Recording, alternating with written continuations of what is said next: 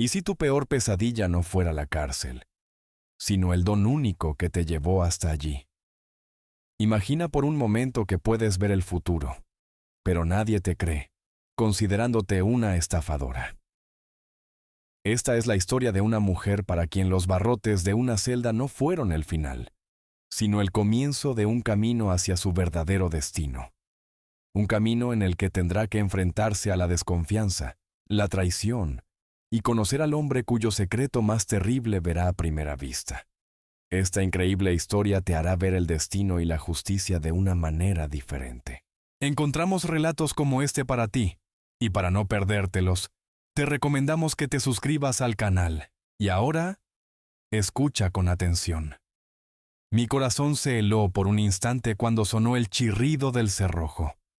En ese momento, aún no sospechaba que esa puerta no abría un camino al infierno, sino a mi destino. Antes de continuar, por favor, suscríbanse al canal y díganos en los comentarios desde dónde nos escuchan. La maciza puerta de hierro se cerró detrás de mí, con un estruendo ensordecedor que pareció dividir mi vida en dos. A un lado quedó el cielo, el aroma del polvo libre y de las amargas plantas de la estepa. Al otro, el aire sofocante, el olor a cuerpos sin lavar, a cloro y a desesperación. Estaba de pie en medio de la celda, apretando en mis manos un pequeño atillo con mis modestas pertenencias, una muda de ropa interior, una pastilla de jabón, un peine de madera y un pequeño icono cosido en el dobladillo de mi falda. A mi alrededor ya se estaba formando un círculo denso y silencioso de mujeres, llenas de curiosidad, recelo y peligro. Sus miradas, como taladros, se clavaban en mí, evaluándome, sopesándome, determinando en quién me convertiría en esta nueva y espantosa jerarquía, en víctima o en depredadora. El aire era tan denso que se podía cortar con un cuchillo. En él se mezclaban decenas de historias impregnadas de lágrimas, rabia y sueños incumplidos. La sentía como siento la proximidad de una tormenta por el hormigueo en la punta de mis dedos. Aquí había asesinas y ladronas, estafadoras y mulas de droga, pero ante todo, mujeres privadas de su derecho principal, el derecho a su propio destino. «Levántate, gitana. Aquí no se toca nada hasta que te lo permitan. Tus cosas en la litera de abajo, ahí es donde dormirás». La voz, áspera y autoritaria, pertenecía a una mujer grande, de pelo corto, con una ceja partida y una pesada mirada de loba. Los tatuajes azulaban sus brazos robustos, como un mapa de batallas vividas. Ella era la jefa aquí. Se notaba por cómo las demás se apartaron, abriéndole paso. «Bueno, a ver, enseña lo que has traído». Extendió la mano hacia mi atillo, esperando el habitual ritual de sumisión de las novatas. La miré tranquilamente a los ojos, sin apartar la vista, y dije en voz baja: «Nada que te vaya a servir». Un murmullo apenas perceptible de asombro recorrió la celda. Nadie le hablaba así. La mujer de la ceja partida bajó lentamente la mano y entrecerró los ojos, estudiándome con un nuevo interés. «¿Y cómo sabes tú lo que necesito?». En su voz sonaron notas de amenaza, mezcladas con perplejidad. Me permití una sonrisa leve, casi imperceptible. «Sé muchas cosas». Dejé mi atillo en la litera inferior que me habían asignado y, demostrativamente, alicé con lentitud los pliegues de mi larga y colorida falda. Y veo muchas cosas. La celda enmudeció. Las literas de hierro de 2 pisos, la pintura gris desconchada de las paredes, el retrete abierto en un rincón, vergonzosamente oculto por un trozo de tela. Todo eso pasó de repente a un segundo plano. Se convirtió en el mero decorado del drama que se estaba desarrollando. Las mujeres, desde chicas muy jóvenes con ojos asustados, hasta ancianas canosas con rostros parecidos a manzanas asadas, vestidas con idénticas batas deslavadas, me miraban con creciente interés, olvidando sus quehaceres. Rada, así oí que llamaban a la mujer de la ceja partida, la jefa de este reino de parias, se acercó, cerniéndose sobre mí con su figura maciza. Detrás de ella, como 2 sombras, se cernían amenazadoramente otras 2 mujeres, más jóvenes pero con la misma mirada depredadora de fieles guardaespaldas. A ver, gitanita, cuéntales a las tías por qué has caído, y no mientas, huelo la mentira a una legua. Sus enormes manos, cubiertas de anillos, se apretaban y abrían nerviosamente. No retrocedí ni un paso. Mi larga trenza negra, entrelazada con una cinta escarlata, caía hasta mi cintura, y en mis pendientes de aro dorados, regalo de la abuela Aglaya, se reflejaba la turbia luz de la lámpara del techo. Estafa, respondí serenamente. Afirmaron que engañaba a la gente, prediciendo el futuro. ¿Y de verdad no los engañabas? Se burló una de las jóvenes detrás de Rada. Giré lentamente la cabeza en su dirección. La miré directamente a los ojos y negué con la cabeza. No, contemplo lo que está escrito. Y tu futuro, niña, está a punto de cambiar. Espera un mensaje de tu madre. Te ha perdonado. La muchacha se cayó en seco. Palideció y retrocedió. Un susurro asustado recorrió la celda. Alguien se santiguó apresuradamente. Alguien escupió por encima del hombro izquierdo. La superstición en estos muros era más fuerte que cualquier reglamento. Rada sonrió con malicia, tratando de recuperar el control de la situación. Venga, gitana, demuestra que no eres una charlatana. Échame la buenaventura. Hizo una pausa, recorriendo con la mirada a sus compañeras de celda, que habían enmudecido. Pero mira que no me engañes. No terminó la frase, pero la amenaza quedó suspendida en el aire viciado de la celda, tan palpable como el olor a moho. Dame la mano, dije simplemente. Rada, desafiante, extendió su ancha palma, llena de cicatrices y tatuajes, la crónica de su vida turbulenta y cruel. Tomé su mano entre las mías, pequeñas pero fuertes, y cerré los ojos por un instante. El mundo de sonidos y olores se desvaneció. Ante mi visión interior comenzaron a pasar imágenes, neblinosas, borrosas, como una película antigua. Cuando abrí los ojos, algo había cambiado en mi rostro. Mis ojos negros con chispas doradas parecían haberse nublado, y empecé a hablar con otra voz, una voz baja y lejana, la voz que siempre acudía a mí cuando miraba más allá del velo del tiempo.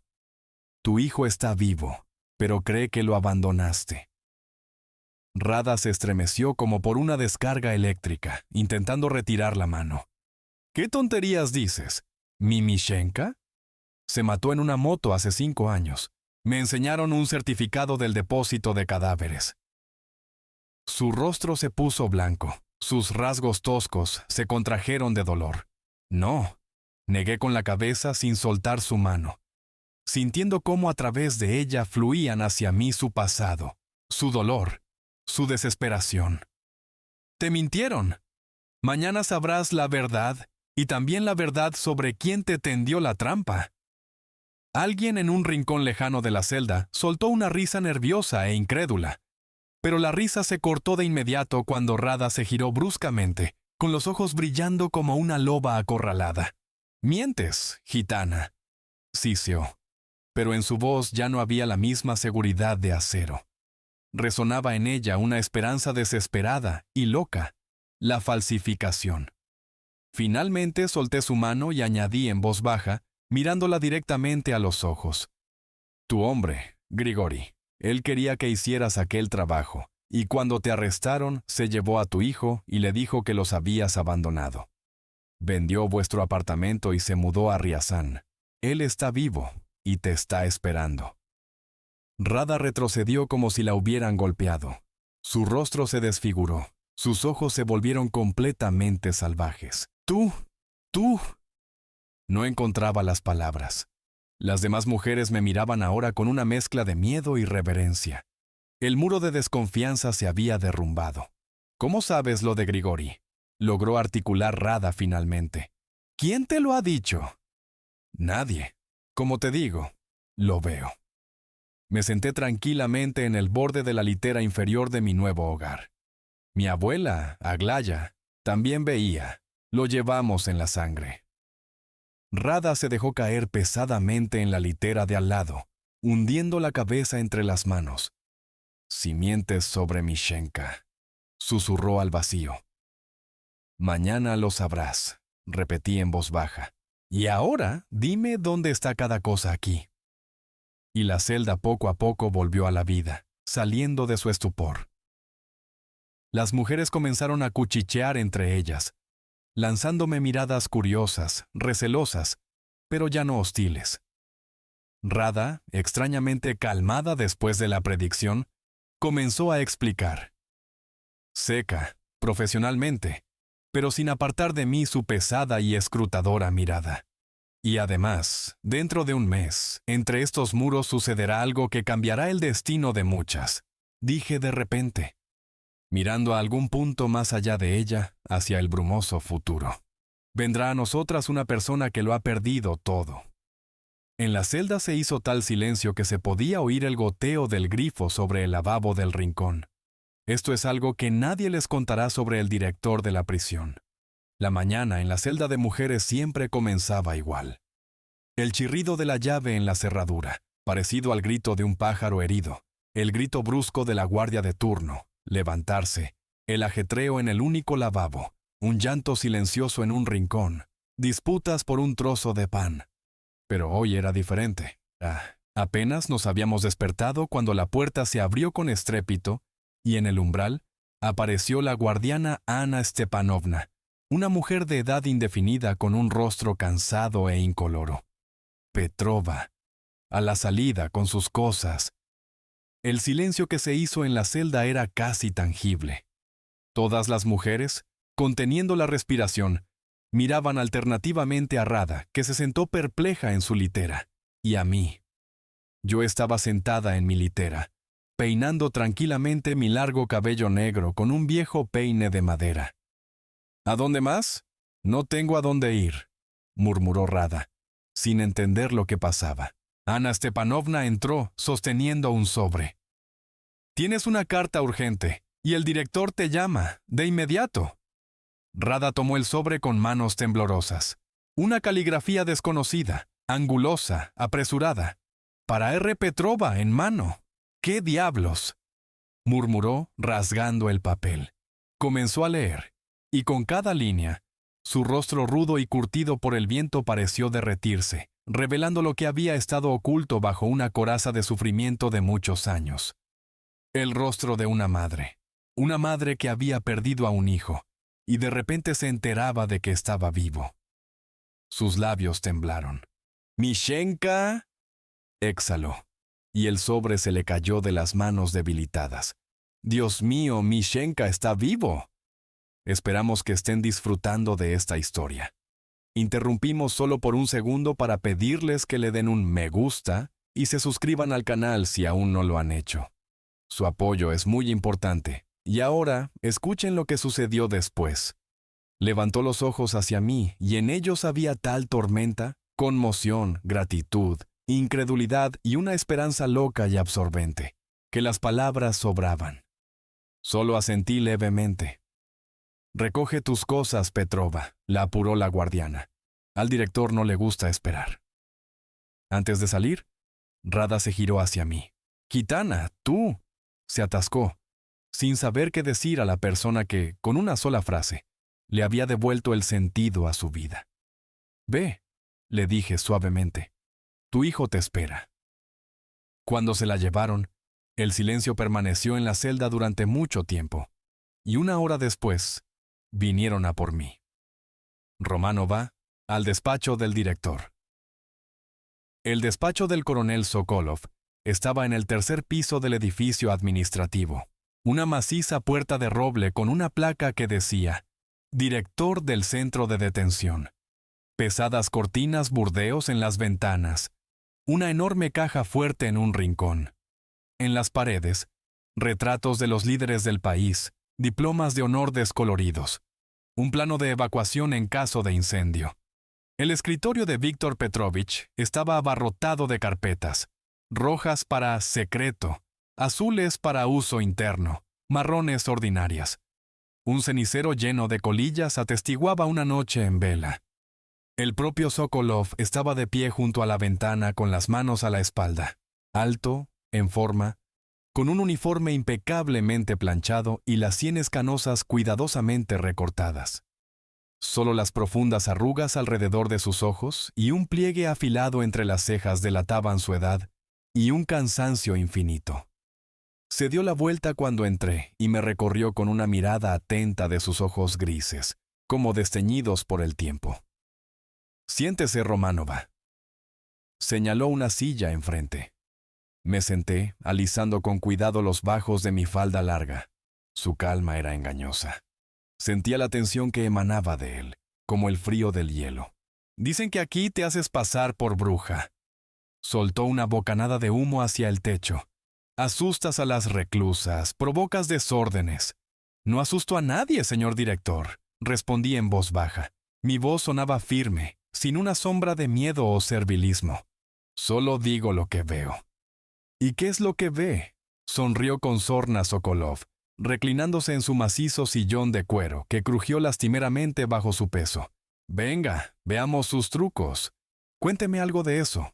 Pero tenga en cuenta que no voy al circo desde mis tiempos en el ejército». Hablaba con una ironía deliberada, pero en sus ojos grises, parecidos a dos pedazos de cielo invernal, chapoteaba el recelo. Demasiados rumores habían circulado por el centro de detención en las últimas 24 horas sobre la extraña gitana. Demasiado precisa había resultado mi predicción sobre el hijo de Petrova.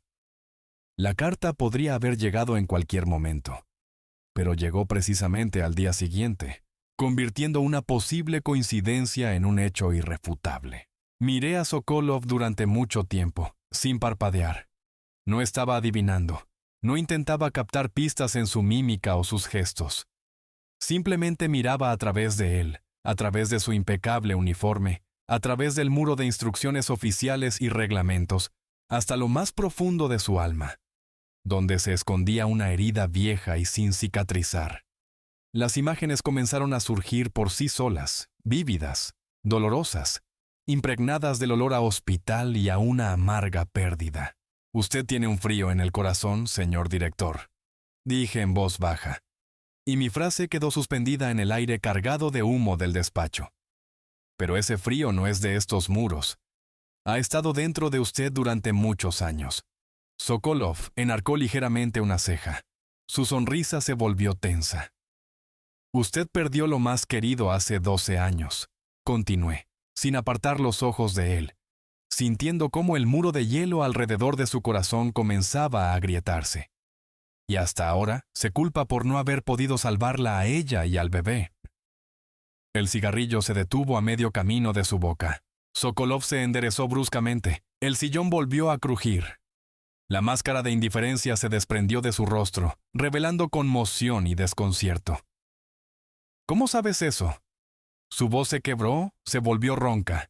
«¿Quién te lo ha contado? ¿Está en mi expediente personal?»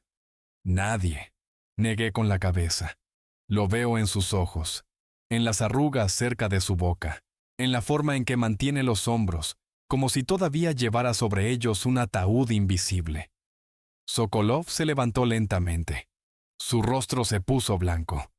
Los músculos de su mandíbula se tensaron. Rodeó el escritorio cerniéndose sobre mí. «Alguien ha estado hurgando en mi expediente. Alguien de la guardia habla de más. Lo encontraré». Llevaba una niña en su vientre. Cuando ocurrió aquel accidente, lo interrumpí en voz baja, y Sokolov se calló a media palabra. Mis palabras lo golpearon más fuerte que cualquier golpe físico. Perdió tanto a su esposa como a su futura hija. Los médicos no se lo dijeron hasta una semana después del funeral. Usted estaba en tal estado que temieron decírselo antes. Se dejó caer lentamente de nuevo en el sillón, como si le hubieran sacado el aire. El cigarrillo le quemó los dedos. Lo arrojó maquinalmente al cenicero, sin siquiera darse cuenta. Eso no estaba en el expediente personal», dijo con voz sorda, mirando a un punto fijo. «Solo lo sabíamos yo y el médico que la atendió. Y él murió hace 5 años». Un silencio pesado y resonante se apoderó del despacho. Solo el viejo reloj de la pared continuaba su tic-tac indiferente, midiendo los instantes del mundo derrumbado del coronel Sokolov. «Se llamaba Vera», continué, mirando a algún lugar más allá de él, como si viera su luminosa imagen detrás de su hombro. Cabello claro como el lino, ojos azules como el cielo de verano. Todavía la ve en sueños. Viene a usted con aquel vestido azul con pequeños lunares blancos, el que le regaló en su último cumpleaños. Las manos de Sokolov, que descansaban sobre el escritorio, comenzaron a temblar. Las apretó en puños con tal fuerza que los nudillos se le pusieron blancos, tratando de ocultar el temblor. ¿De dónde? Se atascó, tragando el nudo que tenía en la garganta. Nadie podía saberlo del vestido. Eso era solo entre nosotros. No sé cómo sucede, respondí simplemente, devolviéndole la mirada. Simplemente veo, a veces lo que fue, a veces lo que será. ¿Y qué será? Preguntó con voz ronca, casi en un susurro. Y en esa pregunta estaba todo su dolor, toda su nostalgia por lo perdido y su miedo al futuro. Lo miré directamente a los ojos, y en ese momento no vi su futuro, sino el nuestro, el de ambos. Brumoso, indefinido, pero inseparablemente unido. Usted encontrará a su hija, Víctor Petrovich, dije en voz baja. No a la que no nació, a otra, pero será suya más que si usted mismo le hubiera dado la vida. Sokolov me miró durante unos segundos con los ojos muy abiertos, sin entender nada. Luego se levantó bruscamente y se giró hacia la ventana para que yo no viera su rostro. Sus hombros se sacudían levemente. Guardé silencio. Comprendí que en los 12 años transcurridos desde la muerte de su esposa, este hombre fuerte y autoritario nunca se había permitido llorar delante de testigos. Ahora necesitaba estar solo. «Salga», dijo con voz sorda sin volverse. «Espere en el pasillo». Me levanté y salí silenciosamente del despacho. En el pasillo, apoyada contra la pared, estaba la capitana Belova, su ayudante, jugueteando nerviosamente con un botón de su guerrera. Al parecer, había oído fragmentos de la conversación y ahora me miraba con una mezcla de miedo y antipatía. «¿Qué le has dicho?», preguntó alarmada mirando hacia la puerta cerrada. «Nunca he visto a Víctor Petrovich así». «La verdad», respondí simplemente. «Solo la verdad». De la puerta no provenía ningún sonido, pero yo sabía lo que estaba ocurriendo dentro. Veía cómo el coronel Sokolov, un hombre acostumbrado a tenerlo todo bajo control, estaba sentado con la cabeza entre las manos, y sus hombros se sacudían con sollozos silenciosos, los primeros en muchos, muchos años. Sabía que esas lágrimas eran el comienzo de la curación, que el hielo que aprisionaba su corazón finalmente había comenzado a derretirse, y que nuestros destinos, a partir de ese momento, estaban unidos por un hilo invisible pero fuerte. Esto es lo que sucede en las primeras 24 horas cuando el sistema se enfrenta a algo que no puede explicar. La puerta del despacho se abrió unos 10 minutos después. En el umbral estaba Sokolov, recompuesto, erguido, como si no hubiera pasado nada. Solo los ojos enrojecidos e inflamados delataban la tormenta reciente. «Romanova, entre», dijo con una voz firme, casi incolora. «Ana Viktorovna, sea tan amable de traernos un té y el expediente personal de Rada Petrova». La capitana Belova lo miró sorprendida, pero no se atrevió a discutir. Cuando estuve de nuevo en el despacho, Sokolov estaba de pie junto a la ventana, mirando el patio nevado del centro de detención, por donde conducían a otro grupo de arrestados. «¿Por qué me ha contado esto? Sobre Vera, sobre la niña», preguntó, sin volverse. «¿Por qué reabrir viejas heridas? Para que empiecen a cicatrizar de verdad», respondí en voz baja, sin pus, sin un dolor eterno, para que pueda dejar ir el pasado y ver el futuro. Sokolov finalmente se giró hacia mí. Algo en su mirada había cambiado. El escepticismo y la desconfianza habían sido reemplazados por la reflexión y el respeto. Como si por primera vez viera de verdad a la mujer que tenía delante, y no a una simple reclusa gitana. «Usted no es una estafadora, ¿verdad?». No era una pregunta, sino una afirmación. «No», negué con la cabeza, como tampoco lo era mi abuela, pero la gente teme lo que no comprende. Asintió lentamente, como si tomara una decisión importante. Revisaré su caso personalmente si encuentro alguna incongruencia. No terminó la frase, pero yo entendí. Por primera vez en muchas semanas, una chispa de esperanza brilló en mi alma. Entró Belova con una bandeja. Puso sobre la mesa 3 tazas de té y una carpeta azul con el caso de Petrova. «Gracias, Ana Viktorovna», asintió Sokolov. «Siéntese, tome un té con nosotros. Parece que se avecina una conversación interesante sobre destinos y coincidencias». Señaló una silla junto a la mía, y la capitana Belova se sentó, consumida por la curiosidad y el desconcierto. Y yo los miraba a ambos, y veía, detrás del hombro de Sokolov, como una silueta de acuarela borrosa, a una mujer rubia con un vestido azul. Sonreía y asentía, como si aprobara todo lo que estaba sucediendo. «Vera», me dirigí a ella mentalmente. «Le ayudaré, lo prometo. Ya no estará solo». Así comenzó mi nueva vida entre los muros del centro de detención. Experta consultora en asuntos psicológicos. 3 palabras que lo cambiaron todo. Esas 3 palabras, impresas en un pase nuevo, me permitían abandonar la sofocante celda, caminar por los resonantes pasillos sin la compañía de una escolta y sentarme en la sala de interrogatorios ya no como sospechosa, sino como... Ni yo misma podría definir con precisión mi nuevo rol. El primer caso en el que me tocó participar fue el de un robo en una tienda de segunda mano. La sala de interrogatorios número 3 era la más pequeña e incómoda. Pintura desconchada en las paredes, el techo con manchas amarillas, sillas de metal duras y una mesa que crujía. Yo estaba sentada en un rincón, silenciosa, casi invisible. Frente al investigador Orlov, un hombre con rostro cansado y entradas en el pelo, se sentaba un tipo delgado de unos 30 años con una chaqueta de cuero gastada. Era el testigo clave.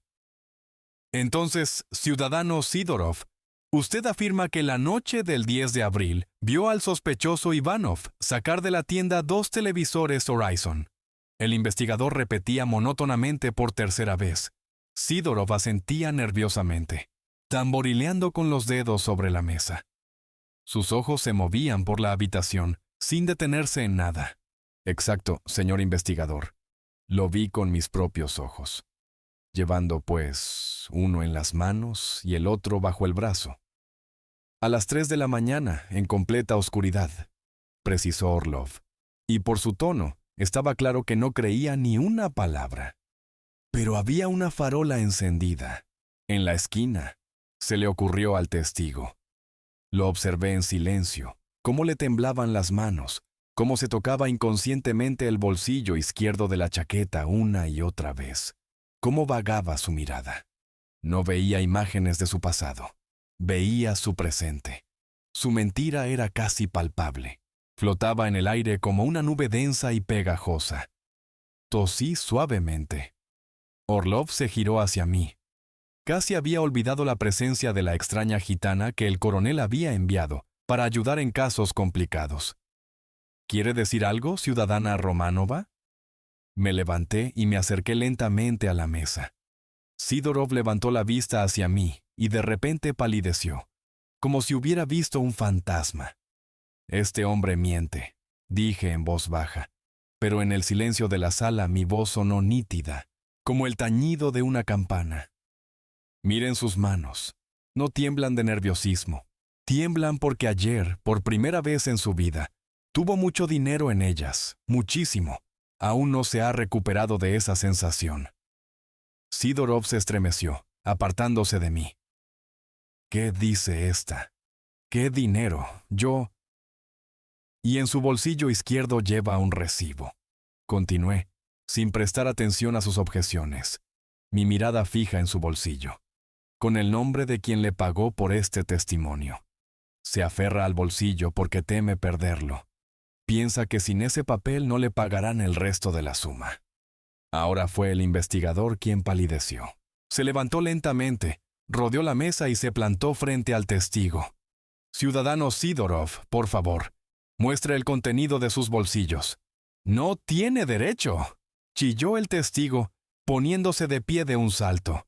«Esto es un abuso de poder. Voy a presentar una queja.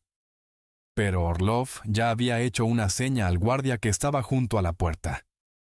5 minutos después, del bolsillo izquierdo de la chaqueta de Sidorov, se extrajo una hoja de cuaderno escolar doblada en 4. En ella, con una caligrafía torpe, estaba garabateado: Yo, Volkov Puene, he pagado un anticipo de 100,000 rublos a Sidorov A.A. por su testimonio contra Ivanov A.M. El resto, 100,000 rublos, me comprometo a pagarlo después del juicio. 2 firmas. Se llevaron al testigo, ahora en calidad de sospechoso de falso testimonio. Y el investigador Orlov, un tipo duro que había visto de todo en su vida, me miraba con una mezcla de admiración y miedo supersticioso. ¿Cómo lo ha hecho? Solo me encogí de hombros. Simplemente veo lo que otros no notan. La mentira deja rastros. Solo hay que saber dónde mirar. Después de ese caso, la gitana del coronel, como empezaron a llamarme en el centro de detención, se le formó una cola de investigadores. Mi vida en la prisión cambió radicalmente, pero yo sabía que esto era solo el principio. Las verdaderas pruebas aún estaban por llegar. ¿Adivinen qué pasó después?, pregunté, y todo el equipo de búsqueda se quedó inmóvil. Mi fama de vidente se extendía por los sombríos pasillos del centro de detención más rápido que una corriente de aire. Los investigadores, al principio escépticos, ahora pedían ellos mismos a Sokolov mi presencia en los interrogatorios. Me convertí en su arma secreta, su última esperanza en los casos más enrevesados. La segunda vez me invitaron al interrogatorio de una joven acusada de asesinar a su padrastro, Ana Smirnova, de 18 años, pálida, demacrada, con enormes ojeras. Llevaba un mes en la celda, negándose a declarar. Ahora también estaba sentada con la cabeza apoyada en los brazos cruzados sobre la mesa, y a todas las preguntas del investigador respondía con monosílabos. Sí, no me acuerdo. Su silencio era denso como un muro, pero detrás de ese muro no veía el frío cálculo de una asesina, sino un terror salvaje y primitivo. Estaba sentada en mi rincón, observándola, y no veía lo que ocurrió aquella noche fatídica, sino lo que la precedió. Años de humillaciones, palizas, insinuaciones sucias. Veía las cicatrices que no eran visibles bajo la ropa, pero que sangraban en su alma. Me levanté y me acerqué en silencio a la chica. El investigador intentó detenerme, pero con una mirada le pedí que guardara silencio. Me puse en cuclillas frente a Ana. Miré sus ojos vacíos, quemados por el dolor, y luego toqué con cuidado su mano, delgada, casi infantil, con las uñas mordidas. Él fue el primero en levantarte la mano, niña, dije suavemente. Y no fue la primera vez, solo te defendías. Pero el golpe con el cuchillo de cocina no fue donde apuntabas, no querías matarlo. Ana se estremeció como por un golpe. En sus ojos brilló el terror, mezclado con asombro. ¿Cómo usted? Veo las cicatrices. Aparté con cuidado un mechón de su cabello opaco, descubriendo una fina cicatriz blanca en su sien que intentaba ocultar. Y no solo en el cuerpo, veo las que están dentro. Y entonces, el muro se derrumbó. Ana lloró por primera vez en todo su encarcelamiento. Primero en silencio, luego cada vez más fuerte, sacudida por sollozos silenciosos, ahogándose en palabras. Contó todo. Cómo su padrastro llegaba borracho, cómo golpeaba a su madre, cómo empezó a acosarla cuando ella ingresó en el hospital. Él decía que ahora yo estaba en lugar de mamá. Se reía, extendía sus manos hacia mí. Cogí el cuchillo solo para asustarlo, para que me dejara en paz, y él venía hacia mí. Solo quería herirle la mano, solo la mano. El investigador encendió apresuradamente la grabadora, mientras yo simplemente sostenía la mano de la chica, dejándola desahogarse, expulsar todo el horror que llevaba dentro. Al final del interrogatorio, el investigador, un mayor de edad y con mucha experiencia, me dijo en voz baja: «Gracias. Verificaremos su testimonio. pero parece que realmente fue defensa propia en estado de emoción violenta. Podremos dejar a la chica en libertad bajo fianza. Ni siquiera sé cómo lo hace. Solo escucho, respondí. No solo las palabras, sino lo que grita el alma. Pero el caso más dramático, el que cambió definitivamente la actitud hacia mí, incluso entre los escépticos más empedernidos, ocurrió una semana después. Hubo una emergencia en la ciudad. Desapareció el hijo de 8 años de un alto funcionario de la región que había venido de inspección. Llevaban un día buscando al niño. Toda la ciudad estaba en vilo. Rescatistas, adiestradores con perros, la policía. Cientos de voluntarios peinaban bosques, parques, edificios abandonados. La búsqueda no daba resultados. Sokolov me llamó a su despacho, donde se había improvisado un cuartel general para la operación de búsqueda. Hombres cansados, con los ojos rojos por la falta de sueño, se inclinaban sobre los mapas de la ciudad. El aire estaba electrificado por la desesperación y la ansiedad. ¿Está seguro Víctor Petrovich?, preguntó escépticamente un mayorosco del centro regional, mirándome de reojo. A mí, una gitana con una falda de flores en medio de un despacho lleno de hombres uniformados. «Seguro», respondió Sokolov secamente. En su voz sonó tal seguridad que el mayor prefirió callar. «Rosa Nikolayevna, ¿puede ayudarnos?». Estaba sentada en silencio en una silla, con las manos sobre las rodillas. Sobre la mesa, frente a mí, había una fotografía de un niño sonriente con pecas y un hueco entre los dientes delanteros. Sus ojos vivos y risueños me miraban directamente. «Denme algo que le pertenezca», pedí en voz baja. Trajeron su mochila escolar, que habían encontrado junto al río, con cuadernos, un estuche y un trozo de manzana a medio comer. Tomé la mochila en mis manos, la apreté contra mi pecho y cerré los ojos. No intentaba ver, intentaba sentir. Buscaba el hilo de vida fino y apenas perceptible que unía ese objeto con su dueño. Y lo encontré. Era débil, trémulo como la llama de una vela al viento, pero estaba allí.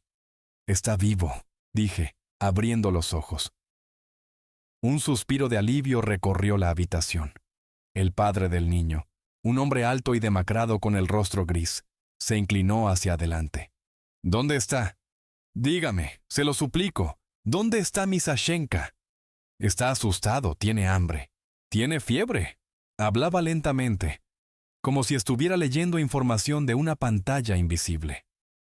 «Calle Vishniovaya, número 17. Una vieja casa abandonada con contraventanas azules. El sótano. Fue allí con un niño mayor. Querían ver unas motos viejas que había allí. La puerta se cerró de golpe y la cerradura se oxidó. No pudieron salir. El niño mayor intentó forzar la puerta, se rompió un brazo y perdió el conocimiento por el dolor. Dense prisa. Sashenka tiene fiebre alta. Lleva allí ya 2 días sin agua». 1 hora después, encontraron a los niños, exactamente donde había indicado. A Sashenka se lo llevaron al hospital en estado grave, con una fuerte deshidratación y un principio de neumonía. Pero los médicos dijeron que viviría. Su amigo se libró con una fractura. Cuando el padre del niño, un general de la administración regional, vino a agradecérmelo, quiso besarme la mano. Lo aparté suavemente. «No es necesario. Los habrían encontrado ustedes mismos, quizás un poco más tarde, y en estos casos, el tiempo lo es todo.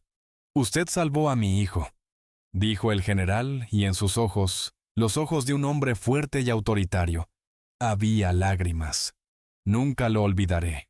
Si usted o el coronel Sokolov necesitan ayuda alguna vez, cualquier cosa, solo hágamelo saber». Lo seguí con la mirada y sentí que alguien me observaba fijamente. Al darme la vuelta, vi a la capitana Belova. Estaba en la puerta del despacho de Sokolov y me miraba con una fría aversión no disimulada. En ese momento, comprendí que mi don no solo me había traído respeto y la esperanza de la liberación, sino también un enemigo peligroso. Un enemigo que sentía celos, no entendía y tenía miedo.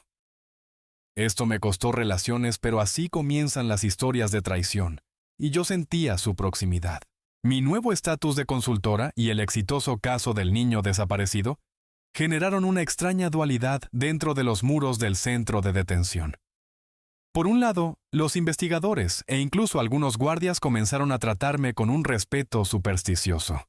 Por otro, sentía una tensión creciente por parte de aquellos que estaban acostumbrados a vivir según el reglamento y no toleraban anomalías. Esto se aplicaba especialmente a la capitana Belova. Su aversión se volvió casi tangible. No me veía como una ayudante, sino como una rival. Una impostora que de alguna manera inexplicable se había ganado la atención y la confianza de su jefe, por quien, como yo veía claramente, sentía sentimientos que iban mucho más allá de lo profesional. Víctor Petrovich confía demasiado en ella. Oí una vez su voz apagada desde detrás de la puerta entreabierta del despacho de Sokolov. ¿Y si es un engaño hábil? Podría haberse puesto de acuerdo con alguien de fuera para luego encontrar heroicamente al niño y ganarse su confianza. Ana Viktorovna, eso es absurdo, replicó Sokolov con cansancio. Los niños se metieron solos en el sótano. Un simple accidente. ¿Aún así? Insistió Belova obstinadamente. Su don se parece demasiado a un plan bien pensado. Quizás es simplemente una buena psicóloga y manipuladora, o recoge información de otras reclusas y luego la hace pasar por una visión. ¿O quizás simplemente está celosa, capitana? La voz de Sokolov sonó gélida. Como respuesta se oyó un balbuceo confuso, y poco después Belova salió precipitadamente del despacho, con manchas rojas en las mejillas. Al cruzarse conmigo en el pasillo, me lanzó una mirada fulminante de odio y se marchó rápidamente. Comprendí que no se rendiría tan fácilmente. Al mismo tiempo, en el centro de detención se desarrollaba otro juego, mucho más peligroso. El caso de Igor Voronin, un importante hombre de negocios acusado de estafas inmobiliarias y blanqueo de dinero, se acercaba a juicio. Había pocas pruebas, los testigos tenían miedo de hablar. Sokolov me encargó estudiar los archivos relacionados con Voronin en busca de pistas. Estaba sentada en el polvoriento archivo, revisando viejas carpetas, cuando se me acercó el propio Sokolov. Su rostro estaba sombrío. Un profundo surco se había formado entre sus cejas. Rosa Nikolayevna, tenemos un problema. Del caso Voronin ha desaparecido la prueba principal, un informe financiero que demostraba todas sus estafas. El documento estaba en la caja fuerte del despacho de mi segundo, el teniente coronel Lebedev. Solo 3 personas tenían acceso. Yo, Lebedev y el secretario. Levanté los ojos hacia él. Veía su preocupación, pero detrás de ella se vislumbraba algo más, la sombra de una traición que ya había caído sobre él, pero de la que aún no era consciente. Tiene un enemigo cerca, Víctor Petrovich, dije en voz baja. Alguien en quien confía como en usted mismo. Está vendiendo su honor y su alma. Sokolov se estremeció. Lebedev, Pavel. No puede ser. Llevamos 20 años sirviendo juntos, desde que éramos tenientes. Es como un hermano para mí. Compruebe sus contactos con Voronin durante la última semana. Aconsejé en el mismo tono bajo. Y la cuenta bancaria de su esposa. Ha aparecido dinero.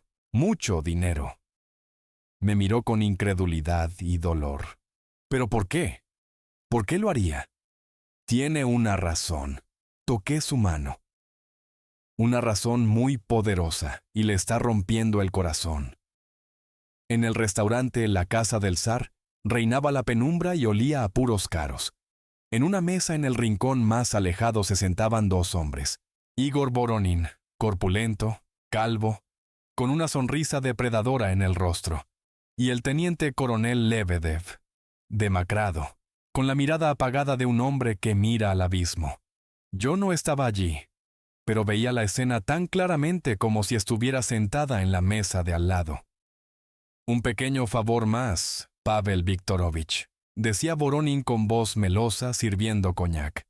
El último, y su hijita recibirá el mejor tratamiento de Alemania. Le doy mi palabra de hombre de negocios. ¿Qué? ¿Qué más? La voz de Lebedev era seca y sin vida. Esa gitana estorba. Ve demasiado, sabe demasiado. Hay que quitarla de en medio. No físicamente, por supuesto. Somos gente civilizada, simplemente desacreditarla. Hacer que Sokolov mismo renuncie a ella. Convencerlo de que es una estafadora, que engaña a todos, que juega con las supersticiones. Aislarla, al menos durante el tiempo de mi juicio. Lebedev se bebió el coñac de un trago. Ella no tiene la culpa de nada. Pero me estorba. La sonrisa de Voronin se volvió depredadora. Y yo, como comprenderá, pago muy generosamente por la ausencia de obstáculos, especialmente cuando se trata de la salud de los niños. Vi cómo ante los ojos de Lebedev aparecía el pálido rostro de su hija de 12 años, Katiushenka, en la almohada del hospital, sus delgados brazos con las venas pinchadas, sus ojos en los que aún vivía la esperanza. La niña tenía una rara enfermedad cardíaca y necesitaba una operación urgente y muy costosa en el extranjero. ¿Qué debo hacer exactamente?, preguntó con voz sorda. Voronin se inclinó más cerca. Su voz se convirtió en un susurro conspirador. Le explicó cómo colocar pruebas, cómo escribir un anónimo, cómo influir en otros empleados. Lebedev escuchaba sin levantar la vista. Ya sabía que aceptaría por Katiushenka, por su vida, y se odiaba a sí mismo por ello. Por cierto, Voronin sacó un sobre grueso del bolsillo interior de su chaqueta. Aquí tiene un adelanto y los billetes a Alemania para la próxima semana para su esposa e hija. La clínica ya las está esperando. Lebedev tomó lentamente el sobre, y su guerrera pareció pesar 1 tonelada más, aplastándolo contra el suelo. Se fue sin despedirse, sintiendo la mirada de Voronin en su espalda. Y detrás de la oscura ventana del archivo del centro de detención, estaba yo, mirándolo marchar. Sentía lástima por ese hombre, acorralado por una elección insoportable. Sabía que pronto comenzaría la caza contra mí, y que Sokolov tendría que elegir entre la amistad, el deber y la verdad que solo yo veía. ¿Adivinen qué encontré en mi vieja casa? La pregunta que cambió no solo mi presente, sino también el pasado de mi único aliado. El archivo del centro de detención, mi nuevo refugio y lugar de trabajo, estaba ubicado en un semisótano del antiguo edificio. La luz tenue de una única bombilla bajo el techo enrejado arrancaba de la penumbra interminables filas de estanterías metálicas que se perdían en la oscuridad. Olía a papel viejo, a polvo y a olvido. Parecía que el propio tiempo se había detenido entre aquellos muros, condensándose hasta una densidad palpable. Estaba sentada en una pequeña mesa en un rincón, revisando carpetas amarillentas. Sokolov me había dado acceso a todos los materiales, con la esperanza de que mi don ayudara a encontrar lo que la investigación formal había pasado por alto. El contacto con los viejos papeles, con las fotografías de personas cuyos destinos habían sido rotos. A veces provocaba en mí destellos de visiones, fragmentos de vidas ajenas, emociones, miedos. Mis dedos se deslizaban por los lomos de las carpetas, como si leyeran inscripciones invisibles. A veces me detenía, sacaba un caso, lo hojeaba rápidamente, tomaba notas en un cuaderno. De repente me detuve en seco. Mi mano, que se había extendido hacia otra carpeta en la estantería más lejana, tembló y se retiró como si se hubiera quemado. Un frío helado me recorrió la espalda. Durante unos segundos miré el lomo descolorido por el tiempo, sin atreverme a tocarlo. Luego, lentamente, como en un sueño, saqué la vieja y gastada carpeta. Caso número 127, año 76, Romanova AM, asesinato. El corazón se me encogió en un nudo apretado y doloroso. Aglaya Mikhailovna Romanova, mi abuela, la legendaria vidente de la que se susurraba incluso en los altos despachos de Moscú. La mujer que me lo había enseñado todo. A sentir el dolor de los demás, a ver lo oculto, a oír las voces de quienes ya no estaban.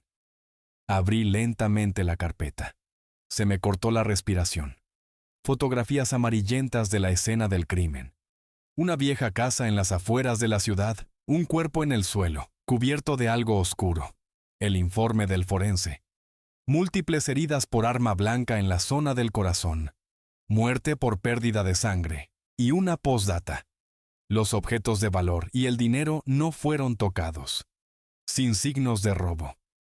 Pasé la página y me quedé helada. Al final de la orden de cierre del caso había una firma.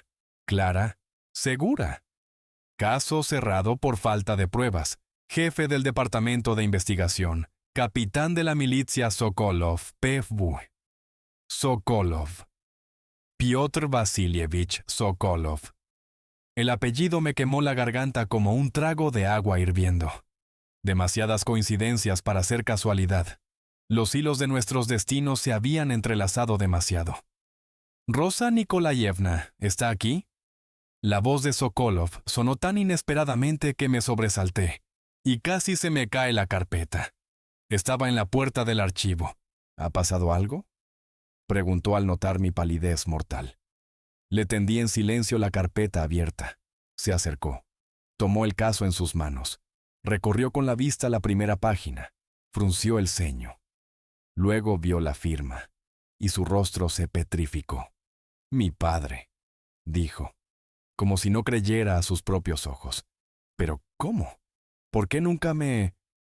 «Fue su padre quien llevó el caso, Víctor Petrovich», dije en voz baja.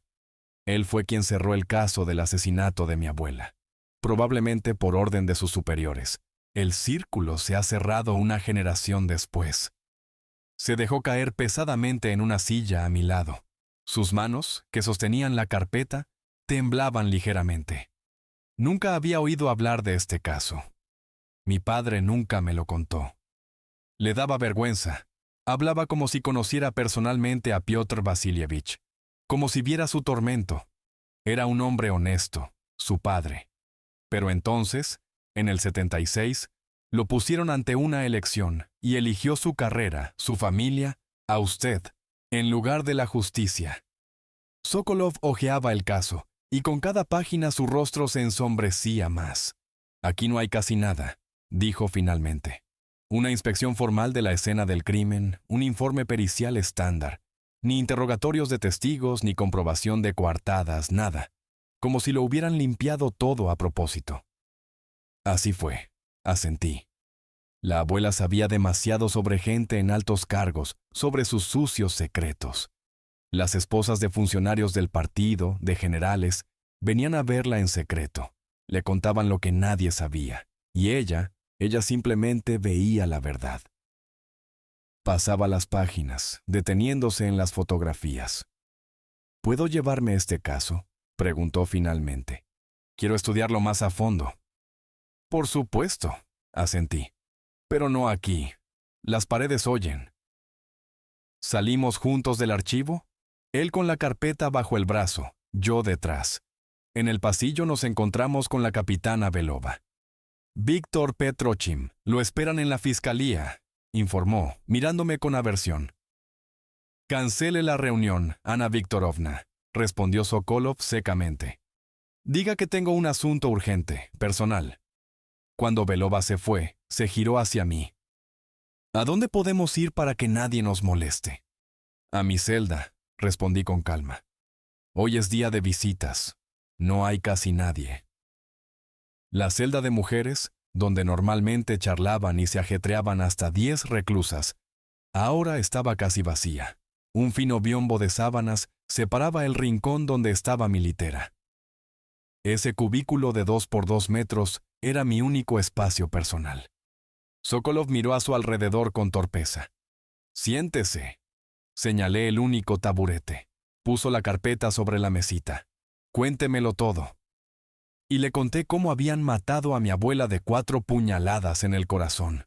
Cómo yo, siendo una niña de 10 años a cientos de kilómetros de allí, me desperté aquella noche gritando: «¡Están matando a la abuela!». Cómo, al morir, la abuela había logrado garabatear en el suelo el nombre del asesino. «¿Qué nombre?», preguntó Sokolov con tensión. «Kovalyov», respondí en voz baja. «Piotr Ignatievich Kovalyov». En aquel entonces era el segundo secretario del comité regional del partido. Poco antes del asesinato, la abuela le echó las cartas a su esposa y le dijo algo que no debía saberse. «¿Pero cómo sabe usted el nombre? En el caso no hay ni una palabra sobre él». Borraron la inscripción, pero mi madre la vio antes de que su padre ordenara ocultar las huellas. Saqué de mi atillo una vieja caja de cartón de bombones. Dentro estaban mis tesoros. Le tendí a Sokolov una fotografía descolorida. «Esta es la abuela Aglaya», y al lado cogió la foto. En ella había una anciana gitana y un grupo de oficiales de la milicia. Entre ellos, un joven capitán que era la viva imagen del propio Sokolov en su juventud. «Padre», exhaló. «Esto fue un mes antes del asesinato», expliqué. Agradecían a la abuela su ayuda para resolver el secuestro de un niño. Ella indicó dónde buscarlo, como yo con el niño Sashenka, y su padre vino a agradecerle, y un mes después vino por otro motivo. ¿Cree que mi padre estuvo implicado en el asesinato? No, respondí con firmeza, pero ayudó a ocultar la verdad. Bajo presión, lo amenazaron. Quizás con la vida de su madre o la suya. Siempre encuentran un punto débil y golpean ahí. «El destino no es casual, coronel», dije en voz baja, mirándolo. «Nos hemos encontrado para corregir lo que se hizo mal. Ahora tiene una elección». «¿Qué elección?» «Actuar como dicta la conciencia, no una orden de arriba». Hablaba ahora con otra voz, la voz de una vidente. «Rechazar el dinero que le ofrecerá Voronin. No creer las mentiras que Lebedev dirá sobre mí. Llevar el caso hasta el final, aunque le cueste la carrera». «¿Cómo sabe lo de Voronin, lo de Lebedev?» «Ya se lo dije, lo veo», respondí simplemente. «Pero eso no es lo importante. Lo importante es lo que debe hacer por usted, por su padre y por mi abuela». «Alto, antes de irse, mire esto». Las palabras que debería haberle dicho a Sokolov. Pero en lugar de eso, lo vi marcharse hacia su elección más terrible. La mañana comenzó con una lluvia fina y punzante que tamborileaba en el alféizar de hojalata del despacho de Sokolov, infundiendo melancolía. El coronel estaba sentado en su escritorio, pero no trabajaba. Repasaba una y otra vez los papeles del viejo caso, y la firma de su padre en las hojas amarillentas le quemaba los ojos. Caso cerrado. Capitán de la milicia Sokolov P.V. No había dormido en toda la noche. Recuerdos que creía olvidados desde hacía mucho tiempo afloraban en su memoria. Recordó cómo su padre, al final de su vida, bebía mucho, sufría de insomnio y repetía constantemente: «Hijo, no todas las órdenes deben cumplirse. Recuérdalo». Entonces pensó que era demencia senil. Ahora entendía que era un intento de arrepentimiento. Llamaron a la puerta. Era Belova, más pálida de lo habitual. En sus manos sostenía un sobre. «Acaba de llegar. Una queja anónima contra Romanova. Por los canales oficiales». Sokolov tomó el sobre en silencio. La queja estaba escrita a máquina. Lebedev había comenzado a actuar. Manipula la investigación y a los reclusos. Utiliza la superstición y la presión psicológica, posible conexión con elementos criminales. «Alguien tiene muchas ganas de deshacerse de ella», dijo Sokolov pensativamente, dejando el papel a un lado. «¿Y si es verdad?», preguntó Belova en voz baja, sin apartar de él su mirada inquisitiva. «Víctor Petrovich confía demasiado en ella, y ella es solo una reclusa, una gitana. Usted conoce a esa gente». «¿Qué gente? ¿A qué se refiere, capitana?». La voz de Sokolov se endureció. Belova se turbó. «Solo quiero decir que se ha ganado su confianza demasiado rápido, y eso es alarmante». «Aprecio su preocupación, Ana Viktorovna», dijo fríamente. «Pero la decisión sobre el estatus de Romanova la tomo yo». Cuando ella se fue, sonó el teléfono. Era el médico jefe del Hospital Infantil Regional. «Sokolov, le habla Petrovsky. Disculpe que lo interrumpa, pero es que hay un asunto. Su segundo, Lebedev. Está aquí ahora mismo con su hija. La niña está muy mal y él, en fin, no está en sus cabales. Tiene su arma reglamentaria. Amenaza con pegarse un tiro aquí mismo si no encontramos el dinero para la operación. Podría venir. Sokolov sintió que todo se derrumbaba dentro de él. Voy para allá. Encontró a Lebedev en el pasillo frente a la UCI, encorvado, demacrado, con una barba de 3 días y una mirada enloquecida. «Víctor», dijo sin vida, «Katia se muere. Los médicos han dicho que es cuestión de horas. Necesita una operación urgente en Moscú, $50,000. Pronunció esa suma con un desafío desesperado. «Pavel, te ayudaré». Sokolov le puso una mano en el hombro. «Tengo ahorros. Venderé la casa de campo». «Déjalo», se rió Lebedev con amargura. «Tu casa de campo es una gota en el océano». Agarró a Sokolov del brazo. «Voronin, él dará el dinero, los 50,000, y más para la rehabilitación. ¿Solo qué?» preguntó Sokolov en voz baja, aunque ya sabía la respuesta. «Hay que quitar de en medio a la gitana», exhaló Lebedev. «Esconderla en alguna parte.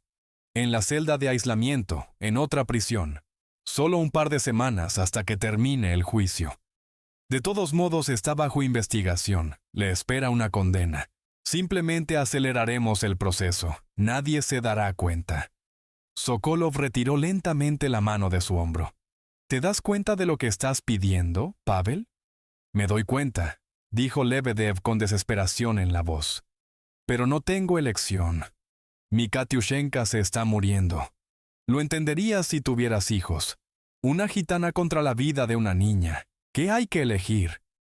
«Para mí, sí hay algo que elegir», respondió Sokolov en voz baja. Se dio la vuelta y se dirigió a la salida. Lebedev le gritó a sus espaldas. «Víctor, piénsalo. Se trata de la vida de una niña. Si te niegas, contaré todo sobre cómo te encierras con ella en la celda. Cómo manipulas los casos a su favor.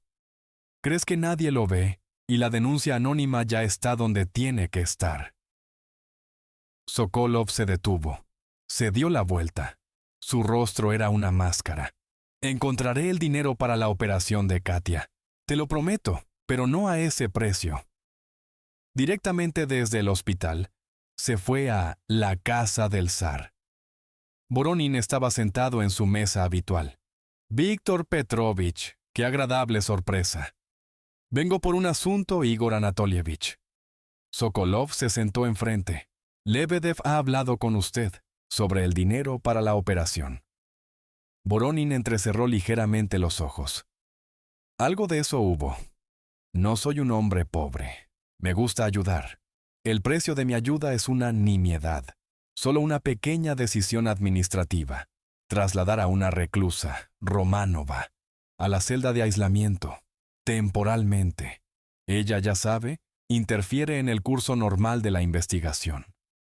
«Está usted muy asustado, Voronin», dijo Sokolov con un desprecio no disimulado. «Tanto que está dispuesto a pagar $50,000 para esconder a una mujer». «No asustado, sino previsor». La sonrisa de Voronin se volvió gélida. «Esa Romanova es un individuo peligroso. Ve cosas que otros no deberían ver». Sokolov se levantó bruscamente. «Sabe, Igor Anatolievich, yo también le haré un favor, gratis.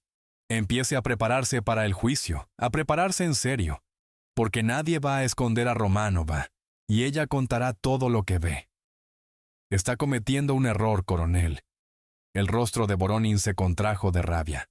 «Un gran error. La niña de Lebedev morirá, y será por su culpa. Y en cuanto al juicio, ya veremos qué argumentos resultan más convincentes». Cuando Sokolov regresó al centro de detención, le esperaba una desagradable sorpresa. En la entrada lo recibió una Belova agitada. «Víctor Petrovich, hay una inspección de Moscú. Llegaron sin previo aviso. Y lo primero que les interesó fue nuestra consultora». «¿Dónde está?» Sokolov sintió que un frío helado lo invadía. Belova bajó la mirada. «En la celda de aislamiento. Llegó una orden de arriba para esclarecer las circunstancias». «¿Quién firmó la orden?» «El general Markov. Personalmente. Sokolov apretó los dientes. Markov era un viejo amigo y compañero de casa de Voronin. El empresario había decidido no esperar y había golpeado primero. «Quiero verla», dijo Sokolov con firmeza. «Pero está la inspección». «Sigo siendo el director de este centro de detención, capitana», replicó. «Y mientras no me destituyan, tengo derecho a ver a cualquier recluso». La celda de aislamiento. Un cuchitril frío y húmedo en el sótano con una litera de hierro y una letrina en un rincón. Estaba sentada en la litera cuando él entró. «Perdona», dijo con voz sorda. «Todo esto es ilegal. Lo arreglaré». «No es necesario», negué con la cabeza. «Tenía que suceder. Lo sabía y no te advertí». «¿Por qué?» «Para que no intentaras cambiar lo inevitable. Algunas cosas deben suceder para que otras, más importantes, puedan hacerse realidad. Mañana por la noche tendrás que elegir entre una vida tranquila y una tormenta. Elige la tormenta. Perderás todo, pero encontrarás lo que has estado buscando toda tu vida». «¿Qué estoy buscando?», preguntó con voz ronca. «La redención», respondí en voz baja. «Por tu padre, por ti, por todos los que alguna vez tomaron la decisión equivocada porque tenían miedo». Tomó mi mano con cuidado. «Te sacaré de aquí, Rosa, te lo prometo». «Lo sé», apreté sus dedos, «pero el precio será alto». «Al diablo con el precio». De repente sintió una extraña ligereza, como si finalmente hubiera tomado una decisión. «Romperé este maldito círculo. Tu abuela merece justicia, y tú también». Se oyeron pasos detrás de la puerta. «Tengo que irme, pero volveré». «Te esperaré», respondí simplemente. Cuando salió, en el pasillo ya lo esperaban Belova y 2 hombres de civil. «Coronel Sokolov, Fiscalía General. Tenemos algunas preguntas para usted sobre su consultora». «Por supuesto», respondió él con calma. «En mi despacho, si no les importa». Caminó por el pasillo con la espalda recta. Por primera vez en muchos años, sabía exactamente lo que debía hacer, y no sentía miedo, solo una resolución tranquila y fría. «Esto cambiará su visión del mundo», dije al micrófono, y el mundo realmente cambió. Para siempre. La noche antes de la tormenta es siempre engañosamente tranquila. Sokolov la pasó en su despacho. No durmió. Se estaba preparando. Escribió, llamó por teléfono, copió documentos, sacó de la caja fuerte viejas carpetas olvidadas desde hacía mucho tiempo. Al amanecer, sobre su escritorio yacía una bomba. Una bomba capaz de hacer estallar no solo su carrera, sino todo el sistema corrupto del que había formado parte durante casi 30 años. Por la mañana llamó a su secretaria. «Olga Fyodorovna, por favor, organice una rueda de prensa. A todos los que pueda. Televisión local, periódicos, periodistas independientes. Diga que habrá una sensación». En el pasillo, lo alcanzó Belova. «Víctor Petrovich, ¿qué está pasando?» «Han llamado de la fiscalía. El general está furioso». Se detuvo y la miró. «Ana Viktorovna, gracias por todo, pero ahora le pido que no se involucre. Lo que voy a hacer es una decisión personal». La sala de conferencias del centro de detención era un hervidero. Periodistas, defensores de los derechos humanos, algunos abogados, representantes de la fiscalía, todos esperaban, cuchicheando. Cuando Sokolov entró, se hizo el silencio en la sala. Algo en su rostro, tranquilo, decidido, como tallado en piedra, hizo que todos callaran. Se acercó al atril y dejó sobre él una gruesa carpeta. «Gracias a todos los que han respondido. Hoy quiero contarles una historia. La historia de un crimen que ocurrió hace 20 años, pero que sigue envenenando el presente». Hablaba en voz baja, pero en el silencio absoluto de la sala se oía cada una de sus palabras. Contó el asesinato de Aglaya Romanova, cómo el caso fue cerrado por orden de sus superiores, cómo el círculo se cerró cuando su nieta, Rosa Romanova, acabó en su centro de detención por una acusación falsa. Mi padre, el capitán de la milicia Piotr Vasilievich Sokolov, la voz de Víctor tembló por un instante. Fue quien firmó la orden de cierre del caso. Cumplía una orden, pero ahora yo, su hijo, no puedo ni quiero repetir su error. Abrió la carpeta. Comenzó a mostrar documentos, fotografías, esquemas. Los periodistas escribían febrilmente en sus cuadernos. El caso Romanova es solo la punta del iceberg, continuó. Detrás de él hay un sistema en el que la verdad se sacrifica a los intereses de los poderosos. Sacó una grabadora. Esta grabación se hizo ayer. Es una conversación entre el empresario Igor Voronin y yo, en la que me ofrecía un soborno de $50,000 para que aislara a Rosa Romanova. De los altavoces salió la voz engreída de Voronin. Un murmullo creciente recorrió la sala. Rosa Romanova se encuentra ahora en la celda de aislamiento por orden personal del general Markov, amigo íntimo de Voronin. La voz de Sokolov resonaba de ira. La acusan de estafa. En realidad, la han aislado porque ve la verdad.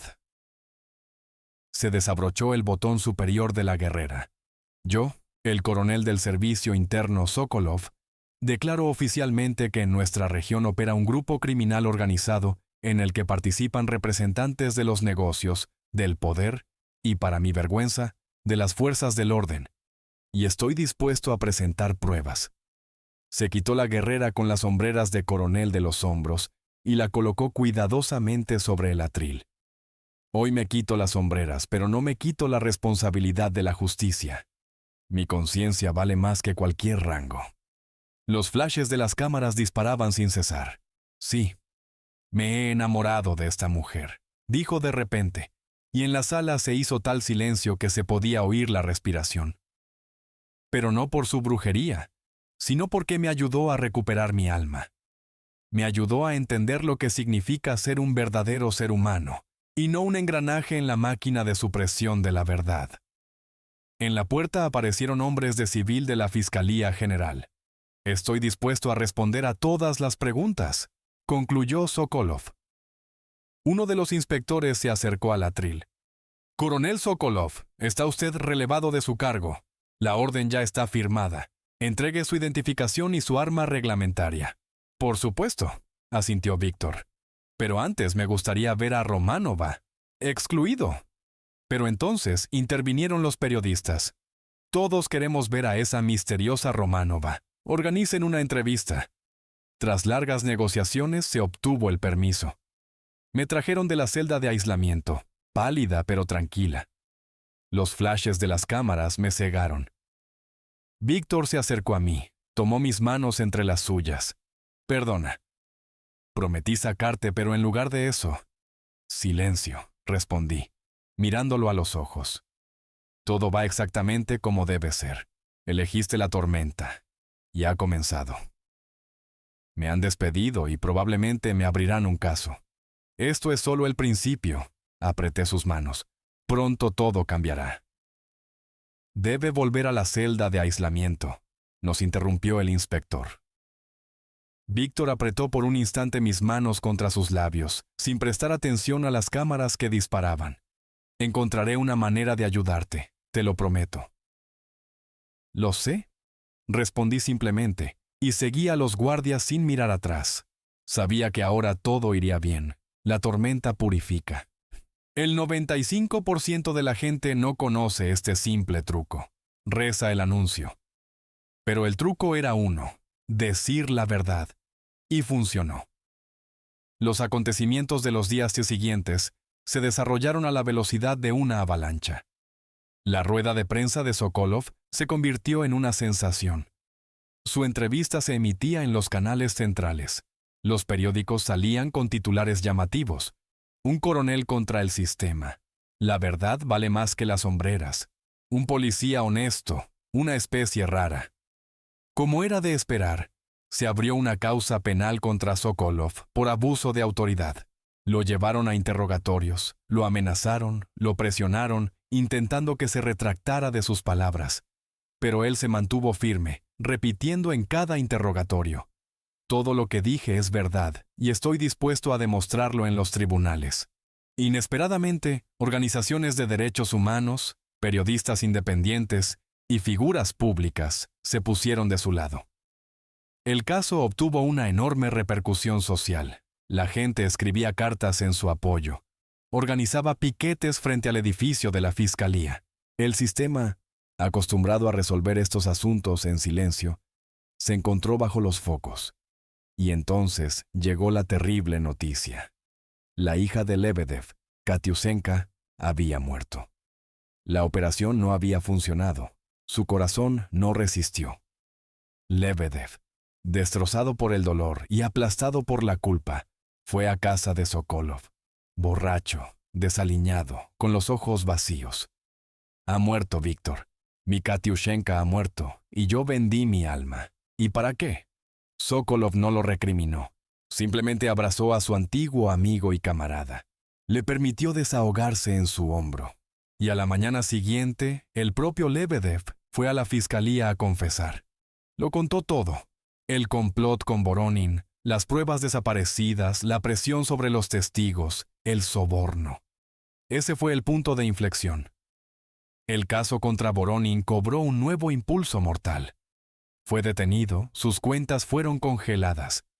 Salieron a la luz otros episodios de corrupción relacionados con él y con el general Markov. La cadena se extendió hacia arriba. 3 semanas después de la rueda de prensa, tuvo lugar el juicio, pero no el de Sokolov, sino el mío. El caso contra Rosa Romanova fue revisado y cerrado por falta de delito. Fui puesta en libertad en la misma sala del tribunal, entre los aplausos de los periodistas y defensores de los derechos humanos reunidos. Sokolov me esperaba a la salida, sin uniforme, con un sencillo traje de civil y un ramo de margaritas silvestres. Parecía cansado, pero feliz. Te dije que todo cambiaría. Sonreí al acercarme a él. Lo dijiste, asintió. Pero mi carrera está acabada de todos modos. No me reincorporarán. ¿Y acaso importa eso?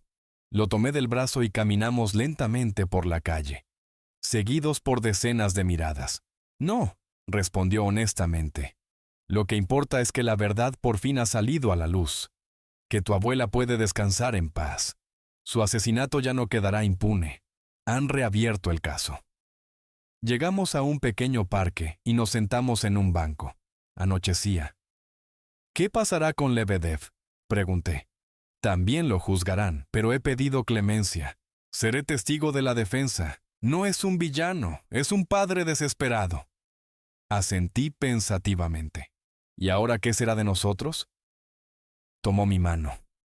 No lo sé, pero estamos juntos, y eso es lo principal. ¿Sabes?, dije en voz baja, mirando las primeras estrellas. Toda mi vida he visto el futuro de otras personas, pero por primera vez veo el mío propio, y es tranquilo y luminoso. Y en él estás tú. No respondió nada, solo apretó mi mano con más fuerza. Nos quedamos sentados así durante mucho tiempo, hasta que los últimos rayos del sol poniente se extinguieron en el horizonte, dando paso a la noche. Oscura, pero llena de estrellas y promesas. Esto cambió mi vida en 30 días, dicen. Pero nuestra vida la cambió el silencio, y ya dura 5 años. 5 años para el universo es un instante. Para un niño, toda una época. Para un corazón que ha encontrado la paz, una eternidad. Nuestra casa, en las afueras del pueblo de Petrovka, estaba sumergida en la floración de los manzanos. Aquí, lejos del bullicio de la ciudad, Víctor y yo encontramos lo que nunca habíamos tenido. Silencio, no un silencio muerto, sino vivo, que respiraba, lleno del susurro de las hojas, el zumbido de las abejas y el lejano tañido de la iglesia del pueblo. Víctor, el ex coronel, se convirtió en un respetado apicultor. Sus sienes canosas y su espalda recta ya no inspiraban miedo, solo respeto. Yo me convertí en la curandera local. La gente venía a mí en busca de consejo, de hierbas, de consuelo. Pero el principal milagro de nuestra nueva vida fue Katiushenka, aquella niña rubia de ojos azules de la que una vez le hablé a Víctor. La encontramos en un orfanato, en el pueblo vecino. Era huérfana. Cuando la vimos por primera vez, con 8 años, callada, asustada. A Víctor se le cortó la respiración. Era la viva imagen de su difunta esposa, Vera, de niña. La adoptamos, y nuestra casa se llenó de risas. En estos 5 años ha florecido. Se ha transformado de una lobezna asustada en una esbelta y flexible muchacha de 13 años con una larga trenza rubia y ojos serios, sabios más allá de su edad. No heredó mi sangre, pero sí mi don, la capacidad de ver con el corazón, de sentir el dolor ajeno. Un día tuvimos visita. Los vi ya en el camino y sonreí. Víctor, que salió al porche, no podía creer lo que veía. Por el sendero hacia nuestra casa caminaban 2 mujeres. Rada Petrova, la antigua loba, ahora una abuela feliz, llevaba de la mano a su pequeño nieto. A su lado caminaba la teniente coronel Ana Belova. Rosa Nikolayevna. Víctor Petrovich, comenzó Rada con timidez. Estábamos de paso, visitando a mi hijo. Ahora vive en la ciudad, ha abierto su propio negocio. Si no fuera por ustedes entonces... Sus ojos brillaron. Yo también estaba de paso, dijo Belova con torpeza. Decidí pasar a saludar. Yo quería disculparme por cómo me porté con ustedes. Tenía envidia, y ahora entiendo que encontraron la verdadera felicidad. Nos sentamos en nuestra espaciosa sala de estar, tomando té con tarta de manzana y miel. Nos contaron las novedades. Lebedev, tras cumplir una breve condena, trabaja como celador en el mismo hospital infantil donde murió su hija. Los niños lo adoran. Ha encontrado su redención. El caso del asesinato de mi abuela se llevó hasta el final. Encontraron a los ejecutores, pero el autor intelectual, Kovalyov, murió de un infarto antes de llegar a juicio. Se hizo justicia, aunque fuera décadas después. Cuando los invitados se fueron, Víctor y yo nos quedamos sentados en el porche durante mucho tiempo. Katyushenka, en el jardín, enseñaba a los niños del vecindario a adivinar el futuro con margaritas. Es extraño verlas juntas, a Rada y a Ana, dijo Víctor pensativamente. La vida reconcilia a todos. Apoyé mi cabeza en su hombro, especialmente cuando el pasado te deja ir. Víctor me abrazó. Cuando me echaron del cuerpo pensé que lo había perdido todo. Y resultó que solo había ganado. Elegiste la tormenta, sonreí, y te trajo a casa. De repente, Katyushenka se quedó inmóvil. De algún lugar del cielo despejado llegó una paloma blanca como la nieve. Dio una vuelta sobre el jardín y se posó directamente en su hombro. Se acercó lentamente a nosotros, radiante. El pájaro no se fue volando. Observamos en silencio este milagro, comprendiendo que éramos testigos de algo importante, como si el propio cielo nos hubiera enviado una señal de bendición. Por la noche, nos sentamos los 3 en el porche. Yo canturreaba en voz baja una antigua nana gitana, la misma que cantaba mi abuela. Katyushenka, con la paloma en el hombro, canturreaba suavemente conmigo. Víctor nos miraba, a sus mujeres, y en sus ojos había una calma infinita. Sabía que en algún lugar, muy por encima de nosotros, ahora sonreían aquellos que nos habían unido. Mi abuela Aglaya, su Vera, su padre. Todos los que se fueron pero que continuaban amando y protegiendo. La maldición del linaje, que pagaba el don con soledad, se había roto. El amor resultó ser más fuerte que el destino. ¿Les gustó la historia? Denle un me gusta para motivarnos a compartir con ustedes nuevas y emocionantes historias. Tampoco olviden suscribirse al canal y hacer clic en la campanita para no perderse el lanzamiento de nuevos videos. Hasta pronto. La historia de Rosa y el coronel Sokolov ha llegado a su fin, demostrando que incluso en los lugares más oscuros se puede encontrar la luz. Si este relato también te ha conmovido, apoya nuestro canal con un me gusta. Eso nos ayuda a encontrar y dar voz a muchos más destinos increíbles. ¿Y tú qué opinas? ¿Existe el destino o somos nosotros quienes forjamos nuestra propia suerte? Comparte tu opinión en los comentarios, nos encantará leerte. Y por supuesto, No olvides suscribirte y hacer clic en la campanita para no perderte la próxima historia. Gracias por vernos y hasta pronto.